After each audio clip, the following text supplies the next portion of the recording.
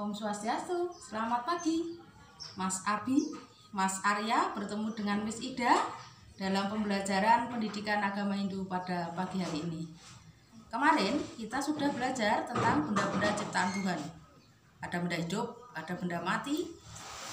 Kita sekarang akan belajar tentang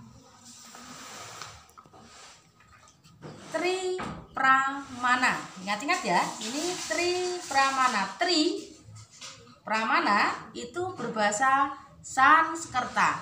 Tri artinya 3. Pramana artinya kemampuan.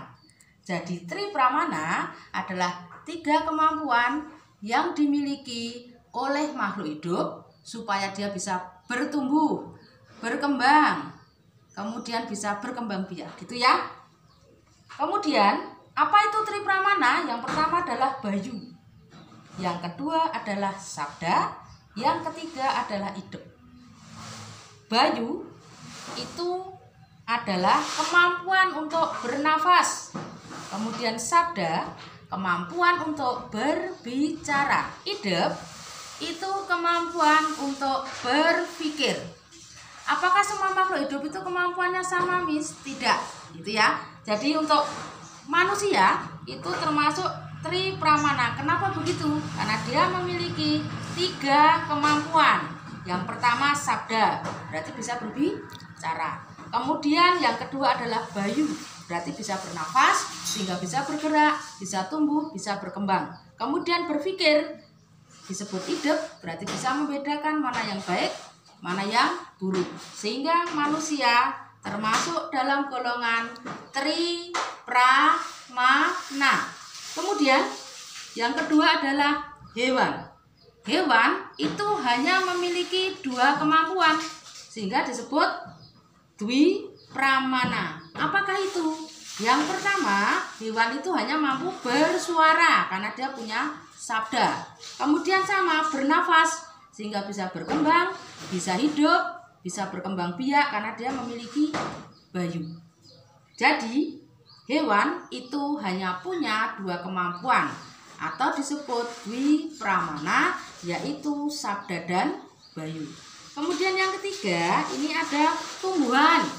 Nah ini kalau tumbuhan, kalau dia bersuara itu bukan karena dia bisa bersuara, tetapi karena terkena angin.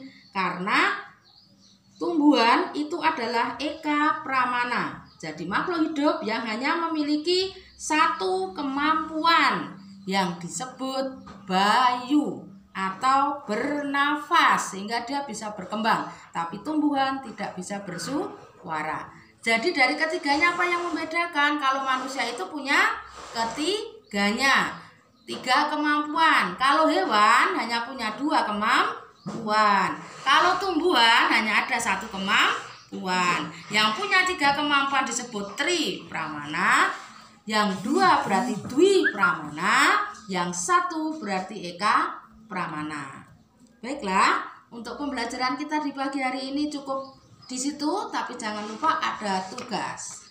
Ini tugasnya ya. Jadi tugasnya adalah manusia mempunyai 3 kemampuan. Apa tadi? Ditulis pelan-pelan. Kemudian karena punya 3 kemampuan disebut Tri titik-titik. Begitu juga dengan bawahnya. Hewan mempunyai 2 kemampuan. Apa saja? Kemudian disebut Dwi titik-titik. Kemudian tumbuhan mempunyai 1 kemampuan. Itu ya, apa saja? Kemudian disebut Eka titik-titik. Tugasnya dikerjakan, ditulis dalam buku, kemudian difoto dan dikirim ke Miss Ida. Sampai di sini dulu pembelajarannya. Jangan lupa pakai masker, cuci tangan, jangan berkerumun, jaga kesehatan, dan selalu berbahagia. Kita tutup pembelajaran pada pagi hari ini dengan mengaturkan salam Parama Santi bersama-sama. Aum Santi, Santi, Santi, Aum. Selamat pagi, bertemu kembali di pembelajaran berikutnya. Terima kasih.